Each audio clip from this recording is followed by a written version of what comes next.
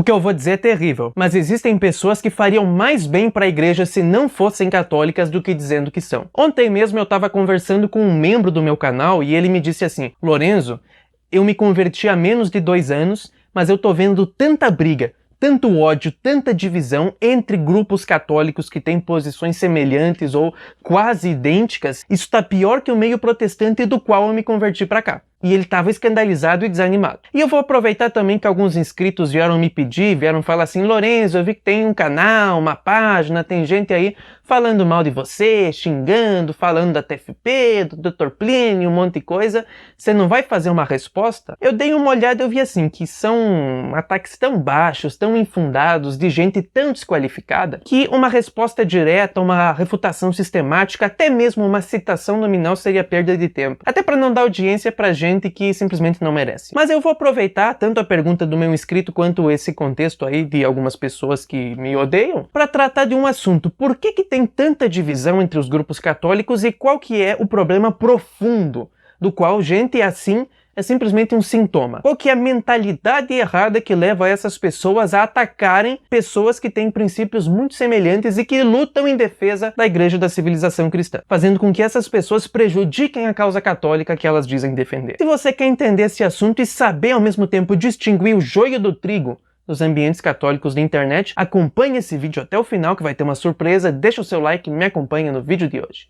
Salve Maria, meus caros! Para tratar desse assunto, eu vou pegar um conceito que foi muito utilizado pelo Dr. Plínio Corrêa de Oliveira, que é o conceito da falsa direita. Mas para te explicar isso daí, eu preciso dar toda uma base prévia, e assim, direita e esquerda, que eu vou mencionar aqui, não tem nada a ver com uma política ou com quem sentava em qual banco da Revolução Francesa, esquece, tá? Eu vou usar essa terminologia num outro sentido que eu vou te explicar agora. Uma das principais bases do pensamento do Dr. Plínio foi a teologia da história que tem em Santo Agostinho, o seu pai e de longe o principal autor. E Santo Agostinho, no seu maior clássico, A Cidade de Deus, ele define toda a história humana desde Caim e Abel como uma luta contínua entre a cidade de Deus e a cidade dos homens. Ou seja, Santo Agostinho vê na cidade de Deus o conjunto dos homens que reconhecem a existência de uma ordem metafísica que rege o universo e que não depende da vontade humana, e que nós, homens, devemos procurar conhecer, e aí nós, através da graça, vamos ter uma ferramenta muito mais eficaz do que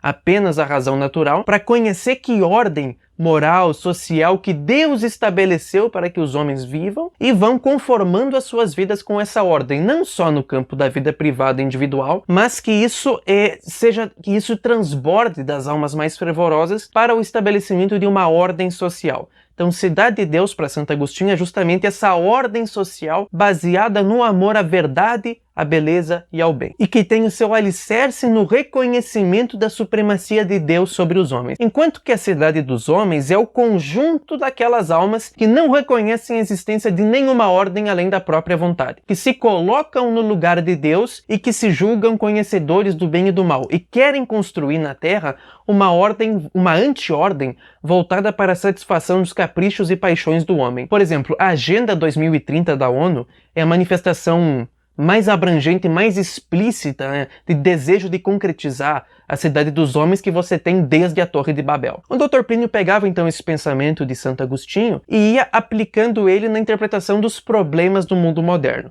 E o Dr. Plínio via aqui, estudando à luz dos princípios da Cidade de Deus, a crise da cristandade medieval, uma vez que a cristandade, apesar de erros e problemas que existem em toda a cultura e toda a civilização, foi uma verdadeira cidade de Deus, foi uma sociedade baseada nos ensinamentos de Nosso Senhor Jesus Cristo e que atravessou um processo histórico de autodemolição até chegar no ponto que nós vemos no mundo hoje. Dr. Plínio percebeu que houve uma revolução com R maiúsculo, ou seja, um processo histórico de autodemolição da cristandade medieval voltado para destruir o que tinha de cidade de Deus nela e fazer do Ocidente e do mundo inteiro uma grande cidade dos homens. Então, a Agenda 2030 visa consumar isso numa larguíssima escala. Então, o Dr. Plínio chamava esse processo de revolução, e a reação católica, reacionária e ultramontana contra isso é a contra-revolução. E ali por volta dos anos 30, creio eu, no grupo do Legionário, que é o grupo que deu origem à TFP, estava passando de visita o padre teólogo Garrigou Lagrange, que se você já assistiu um daqueles cursos de teologia moral do padre Paulo Ricardo, vai estar acostumado. O padre Paulo adora citar o Royo Marim, o padre Adolfo Tanqueray e o Garrigou Lagrange. Então, o pessoal ali que daria origem à TFP perguntou para o padre Lagrange uma dúvida muito comum na época. Padre, o católico deve ser de direita ou de esquerda? Até porque tinha aqueles debates, terceira posição política, democracia cristã, socialismo cristão, as pessoas já não tinham, em geral, entusiasmo pela monarquia e estavam procurando algum outro regime com inspiração cristã, e tinha esse debate. E o padre Lagrange então disse, olha, o católico deve ser da verdadeira direita. Ou seja, ele até deu esse exemplo. Direita evoca a ideia de direito, de ordem, de justiça, de uma sociedade que se conforma com leis que vêm em última análise de Deus. O católico deve ser de uma verdadeira direita que busca aplicar na sociedade os princípios que a Igreja ensinou ao longo de 2000 anos e que nada mais são do que o eco dos ensinamentos de Nosso Senhor Jesus Cristo. Enquanto que o caminho da esquerda é o caminho da revolta, do homem que se coloca no lugar de Deus, no caminho das pessoas que querem construir um paraíso na Terra. Então, dentro dessa definição, que não vai ter nada a ver com partido político, você percebe que, de acordo com o padre Lagrange, por exemplo, na Contra-Reforma, a verdadeira direita estaria com os jesuítas, a extrema esquerda estaria nos ramos mais radicais dos protestantes, como os anabatistas. E assim o processo histórico vai ter essa luta entre uma verdadeira direita e uma esquerda que querem influenciar a sociedade numa determinada direção, chamando para o seu lado o centro, que sempre vai ser de indefinidos. Entretanto, existem sutilezas. E sempre existiu na história uma falsa direita. Ou seja, pessoas que diziam defender a cidade de Deus, cujos papéis deveriam ser defender a cidade de Deus, mas cujas ações sempre prejudicavam a causa que deveriam defender e favoreciam, querendo ou não, a causa do demônio. Então você vê, por exemplo, Napoleão Bonaparte. Dr. Plínio dizia que era a falsa direita mais bem-sucedida da história. Napoleão consolidou os princípios da Revolução Francesa e difundiu eles por toda a Europa. Mas o que ele dizia, o que ele aparentava, o que ele procurava encarnar seria a negação da Revolução. Então, Napoleão consolidou a Revolução Francesa aparentando ser contra ela, que era o homem que restaurava a ordem, que acabava com o terror, etc. Por exemplo, hoje o Putin também é falsa direita, aparenta ser contra o mundo moderno, contra a degeneração, mas quando você vê a situação da Rússia dele, é podridão a mais não poder. Assim, no campo religioso também existem falsas direitas, e a mais típica é a falsa direita dos fariseus da época de Nosso Senhor Jesus Cristo. Porque era o povo eleito, os maiores conhecedores da Sagrada Escritura, da tradição judaica, pessoas muito capazes, mas que não tinham amor pela causa que diziam defender, não tinham entusiasmo pelos princípios que diziam professar, não tinham generosidade de alma a fim de lutar por aquilo que diziam acreditar. E quando chega Nosso Senhor Jesus Cristo, ele começa a combater. Dizer, raça de víboras, hipócritas, filhos do demônio. E Nosso Senhor começa a combater os fariseus, que deveriam ser o partido de Deus em Israel, mas cujas atitudes eram estéreis. Eles não tinham uma verdadeira religião, tinham só uma casca exterior. Agora, se uma pessoa qualquer, se um pagão bêbado fosse lá xingar os fariseus de hipócritas, raça de víboras e tudo mais, eles iam mandar um lacaio bater nele, dar um safanão e mandar embora. 2 dias já tinham esquecido por completo. Mas Nosso Senhor Jesus Cristo era a própria grandeza, era a própria verdade, era o próprio bem. E o resultado é que eles não conseguiam ignorar Nosso Senhor. E percebendo que Cristo era muito maior do que todos eles reunidos, o resultado é que os fariseus odiavam, caluniavam e perseguiam a Nosso Senhor. Chamaram de bêbado, de glutão, de preguiçoso, de herege. Até diziam que ele tinha pacto com o demônio. Depois de Nosso Senhor fez alguns milagres, eles diziam: tu faz esses milagres pelo poder de Satanás. Porque eles viam em Nosso Senhor tudo aquilo que eles deveriam ser, que eles eram chamados a ser, mas que eles já não queriam para não pagar o preço. Mas esse ódio era a manifestação da admiração que eles tinham por Nosso Senhor. Porque se fosse um mendigo, uma pessoa qualquer, dá um peteleco e depois ignora, a vida que segue. Mas como Nosso Senhor Jesus Cristo é que falava, então eles viviam. Você percebe isso nos fariseus, eles começam a gravitar em torno de falar mal de Jesus e perseguir Jesus. Porque eles não têm nada a oferecer para o povo, mas eles precisam atacar, combater e destruir aquele que tem. E não vão sossegar até entregar Nosso Senhor para ser condenado e caluniar e tentar acabar com o legado dele. Só que aí a ressurreição impede esse plano, que era levantar uma cortina de silêncio e simplesmente não falar sobre Jesus nunca mais. Assim também você vê uma constante na história da igreja, não só com santos, mas com pessoas que querem permanecer fiéis ao que Cristo ensinou e que, entretanto, são caluniadas e perseguidas justamente por isso, não só pelo mundo, mas por esse gênero de almas medíocres da falsa direita. Por exemplo, quando as ordens mendicantes medievais começam a ter um espaço nas universidades, ou seja, franciscanos e dominicanos, os reitores das universidades, geralmente do clero secular, começam a falar mal, a perseguir, a dizer que franciscanos e dominicanos são hereges, são corruptores da juventude e até fazer panfletos dizendo que eles eram precursores do anticristo. Porque os franciscanos e dominicanos, que eram ordens mendicantes que viviam de esmolas e doações, apresentavam votos como o da pobreza, vividos numa radicalidade que os clérigos que tomavam conta das universidades já tinham perdido. E como os dominicanos e franciscanos no início não perdiam tempo com demonstrações vazias de erudição, com debates que não levariam a nada, com disputas estéreis, isso mostrava que eles buscavam uma verdadeira vida intelectual e incomodava aquelas pessoas que faziam do estudo uma simples demonstração vazia de vaidade e erudição, como tem na internet. Tem pessoas que dizem, Lourenço é contra o estudo. Isso é um absurdo. Eu mais gosto na vida é estudar. Mas eu sou contra esse tipo de gente superficial, inqualificada e palpiteira, e o resultado você vê também na França, por exemplo, na época ali da Contra-Reforma e um pouquinho depois.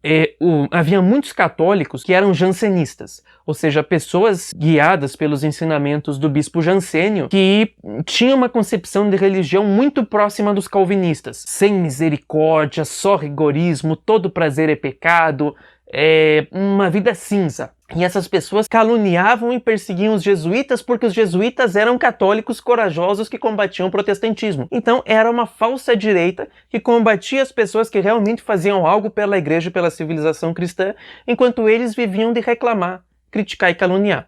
Mesma coisa acontece, por exemplo, com quem fala mal de mim, quem fala mal da TFP. A TFP foi uma entidade civil de leigos, todos católicos, consagrados a Nossa Senhora, foi fundada pelo Dr. Plínio em 1960 como uma entidade civil, justamente para não ter que prestar contas lá para um Dom Helder Câmara da vida, para a organização que ia se tornar CNBB, que evidentemente ia acabar com tudo aquilo em questão de meses. A TFP tinha então como missão combater a revolução na sociedade temporal e, indiretamente, combater a crise na igreja, denunciar o comunismo, a degeneração moral do Ocidente e convidar as pessoas para um caminho que é o caminho do retorno a fidelidade a nosso Senhor Jesus Cristo. Agora sempre vai ter aquelas pessoas que, por inveja, por terem um espírito medíocre, veem a dedicação da TFP e têm ódio. E aí se passam a ficar, a TFP é uma seita, Dr. Plínio queria ser adorado, Dr. Plínio dizia que era imortal, isso aí é tudo bobagem, queriam adorar a mãe dele,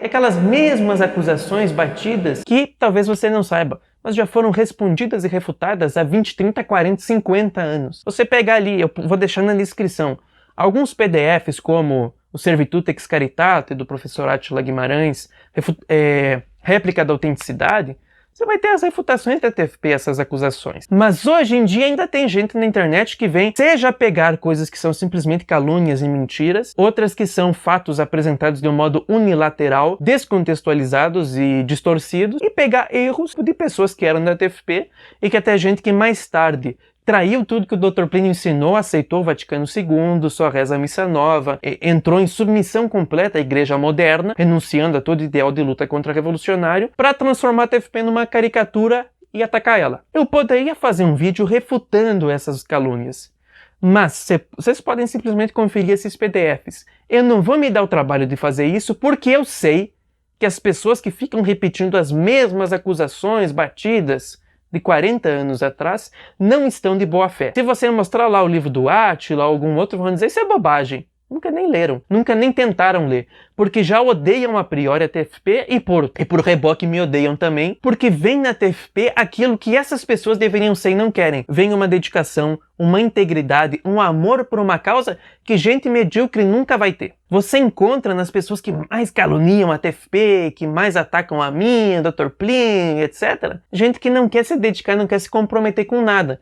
Quer ter uma vida apagada, tranquila, confortável, até vai na missa, mas não tem ambições, como tinha Santa Teresinha, que dizia, eu não quero ser uma santa, eu quero ser uma grande santa. Gente que não quer ter uma vida espiritual fervorosa, não quer ter uma vida intelectual séria, só de palpites, e que transforma a sua vida num contínuo ataque a pessoas que realmente fazem algo de bom pela igreja e pela cristandade. Para nem dizer que não combatem nada de heresias, de infiltração modernista na igreja, nada. Isso aí para eles não importa. O que importa é falar mal de quem realmente fez alguma coisa. Eu até acho engraçado que no período eleitoral, ali no segundo turno, tinha uma editora, bem inexpressiva até, que naquele contexto do Brasil poder cair naquilo que nós vemos hoje, com todos os problemas que estamos enfrentando, fazer uma campanha ali editorial para vender um livrinho falando mal da TFP. Quer dizer, gente de uma falta de visão, de uma mediocridade, de uma inveja simplesmente descomunal. E eu percebo esse padrão nesse tipo de gente, que são pessoas que não têm uma vocação alta, não têm um grande chamado, mas que, se fossem humildes, se ajoelhassem diante de Deus, poderiam ser grandes santos. Você tem lá São José de Cupertino, que se chamava o irmão burro, era desastrado, fazia tudo errado, mas era humilde, reconhecia a humildade da sua vocação e foi um dos maiores místicos de todos os tempos. Você tem santos que foram porteiros, santos que exerceram as funções mais humildes, mas você encontra nessa gente pessoas que teriam uma vocação para a humildade, mas que têm um orgulho descomunal, um orgulho fedorento, e se apresentam como se fossem superiores a São Luís IX e Santo Tomás de Aquino, e talvez por uma ferramenta análoga a um complexo de inferioridade, acreditam que vão se afirmar, que vão se engrandecer, que vão manifestar que existem falando mal de quem realmente faz algo pela igreja. Gente medíocre, desqualificada, que acredita que se afirma desprezando os outros. É patético. E gente assim não merece respeito. E se você percebe que tem um grupo, tem um canal, tem um apostolado católico, que a principal tarefa dessa gente é falar mal de católicos de posições semelhantes, de criticar o trabalho dos outros, você já vê que essa gente é joio. Não perca tempo seguindo pessoas desse padrão. Então, quando você dá uma olhada, por exemplo, nas críticas que algumas pessoas fazem contra mim, é gente tão desqualificada, tão medíocre, cuja maturidade chegou na 5ª série e parou quando muito. Não tem como eu querer fazer uma refutação sistemática, porque são pessoas que não têm base para falar comigo. A humildade é verdade, você reconhece os seus erros, os seus defeitos, mas você também vê que tem pessoas que, pelo orgulho, pela arrogância, pela prepotência, se colocam num papel que não tem direito. Então, tem algumas pessoas que estavam assim, mas eu vi você criticar ou desprezar algum outro canal, alguma outra pessoa, ou as pessoas que estão criticando. Uma coisa é receber uma crítica séria vinda de uma pessoa séria. Outra coisa é ver gente totalmente desqualificada que fica lançando ataques porque tem esse estado de espírito, típico da falsa direita que se diz religiosa, de combater quem faz algo que eles deveriam fazer e não fazem. Pelo seu egoísmo, pela sua mediocridade, por não ter apetência pelas coisas mais altas. E aí eu respondo com o Edmond Rostand, no seu clássico Cyrano, não se abdica da honra de ser alvo. Então, só se ataca quem realmente faz algo. Já que não conseguem me desprezar, continuem atacando. Os cães ladram e a caravana passa. E eu não vou ficar fazendo refutações justamente porque águias não caçam moscas. Não precisa se rebaixar ao nível do tipo de pessoa que me critica. Se você acha que eu tenho que conversar de igual para igual com gente assim, você está dizendo que o meu trabalho não vale nada e que eu estou no mesmo nível dessas pessoas. E aí, se quiser cancelar a inscrição no meu canal, fique à vontade, porque eu vejo que você não dá valor para o meu trabalho e não tira proveito do que eu ensino. E das fontes que eu apresento, dos artigos que eu sugiro, etc. Então, não tem problema, não vou ser seu inimigo, quer cancelar a inscrição no canal, beleza. Mas se você é uma pessoa séria, que percebe que nós devemos responder quem merece ser respondido, e devemos desprezar quem merece ser desprezado, que reconhece o valor da alta qualidade do meu trabalho que eu entrego aqui de forma gratuita, pode até inclusive querer ajudar meu canal como um patrocinador para continuar entregando cada vez mais, e as pessoas que têm inveja, que fiquem espumando de raiva porque eu faço aquilo que eles deveriam fazer e não querem, eu digo para você que assistiu esse vídeo até o final, que viu esses ataques patéticos aí que estão fazendo, comenta aqui, tamo junto, Lourenço. Não vamos perder tempo falando de pessoas tão desqualificadas. Se quer uma refutação dos ataques à TFP, confere os PDFs que eu mencionei e vamos procurar fazer sum corda, elevar nossos corações para cogitações mais altas, respondendo com Santo Stanislau Kotska, quando sugeriam diversões mundanas. Eu nasci para coisas mais altas. Comenta aí se você já teve uma má experiência com esse tipo de gente que vive de atacar os outros, e lembre, gente assim é joio no meio do trigo e não serve para colaboração nenhuma. Quanto a mim, eu estou aberto para conversar e dialogar com qualquer pessoa que tem divergências mas eu vejo que tem boa vontade em seguir a Nosso Senhor Jesus Cristo, assim como, graças a Deus, eu já perdi a conta de tantas vezes que eu recebi mensagens de apoio de padres que só rezam a missa nova, seminaristas de seminários diocesanos. Alguns até falam, olha, tem certas coisas que eu discordo e discordo radicalmente de você, Lourenço, mas seu trabalho é ótimo, continue assim e vamos conversando. Vamos dialogando, apesar de algumas diferenças, unidos para a mesma causa, que é a causa de Nosso Senhor Jesus Cristo. E quem quer simplesmente ganhar atenção falando mal dos outros, seja relegado ao ostracismo do qual, continuando nesse estado de espírito, sinceramente, nunca vai conseguir sair. Que Deus abençoe e salve Maria Imaculada.